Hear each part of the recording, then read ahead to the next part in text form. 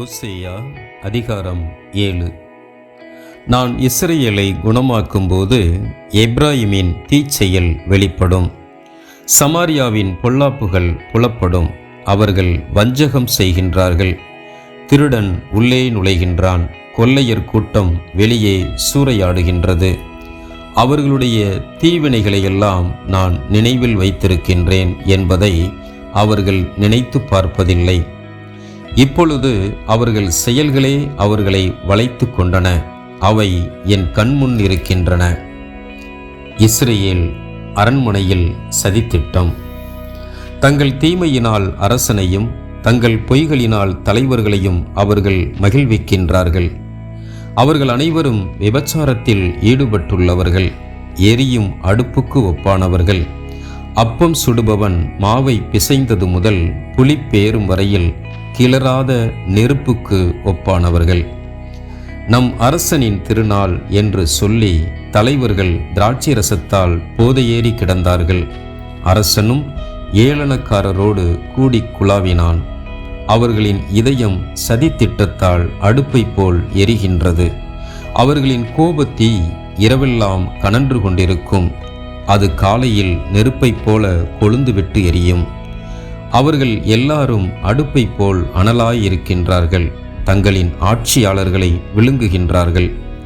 அவர்களின் அரசர்கள் அனைவரும் வீழ்ச்சியுற்றார்கள், அவர்களுள் எவனுமே என்னை நோக்கி கூப்பிடவில்லை. வேற்றினத்தாரை நம்பியதன் விளைவு. எப்பிராயீம் வேற்றினத்தாருடன் கலந்து வாழ்கின்றான். எப்பிராயீம் ஒருபுறம் வெந்த அப்பமாயிருக்கிறான். அந்நியர் அவன் ஆற்றலை உறிஞ்சிவிட்டனர், அதை அவன் அறியவில்லை. அவனுக்கு நரை விழுந்துவிட்டது, அதையும் அவன் அறியவில்லை. இஸ்ரவேலின் இருமாப்பு அவனுக்கு எதிராக சான்று சொல்கின்றது, ஆயினும் அவர்கள் தங்கள் கடவுளாகிய ஆண்டவரிடம் திரும்பவில்லை. இவை அனைத்திற்குப் பிறகும் அவரை தேடவில்லை. எப்பிராயீம் அறிவில்லா போதை புறாவை போல் இருக்கின்றான்.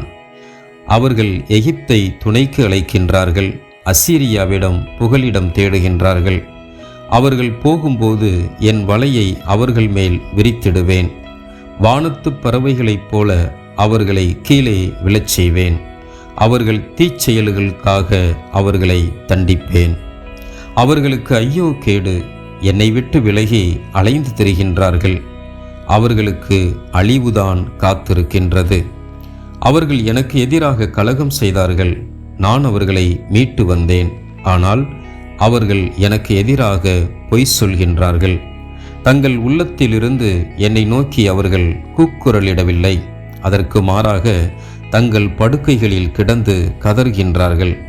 கோதுமைக்காகவும் திராட்சை ரசத்திற்காகவும் தங்களையே பீய்த்து பிடுங்கிக் கொள்கின்றார்கள். நானே அவர்களை பயிற்றுவித்து அவர்கள் புயங்களை வலிமையுறச் செய்திருந்தும் எனக்கு எதிராக தீங்கு நினைக்கின்றார்கள்.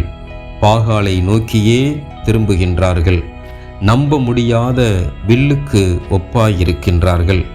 அவர்களுடைய தலைவர்கள் நாவால் பேசிய இருமாப்பை முன்னிட்டு வாளால் மடிவார்கள். இதுவே எகிப்தை முன்னிட்டு அவர்களுக்கு ஏற்படும் நிந்தையாகும்.